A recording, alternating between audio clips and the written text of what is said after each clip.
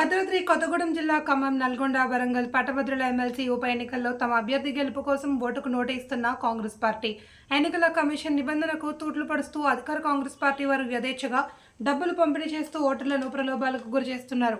కొత్తగూడెం సింగరేణి మహిళా కళాశాల polling station ఏరియాలో అధికార కాంగ్రెస్ పార్టీకి చెందిన వారు తమ ఎమ్మెల్సీ అభ్యర్థి టీన్మార్ మల్లన్న కోటు వేయాలి అని ఓటుకు నోటిస్తున్న పరిస్థితి పట్టించుకుని అధికారులు మీడియా అక్కడికి చేరుకోవడంతో డబ్బులు పంచడం ఆపి అక్కడి నుండి కాంగ్రెస్ పార్టీ వారు మెల్లగా జారుకున్నారు.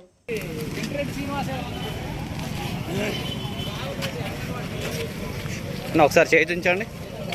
చేయి ఏంటవి ఏంటి అన్నవి ఏంటి ఎందుకంటున్నవి? ఓకే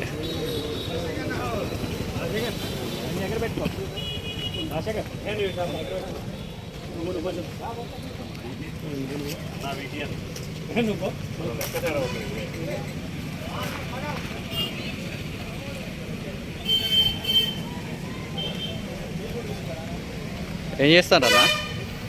ఏం చేస్తున్నారు ఇక్కడ? మరి డబ్బులు ఎందుకున్నాయి చేతిలో? చేతులు ఎందుకు ఉంటాయి డబ్బులు?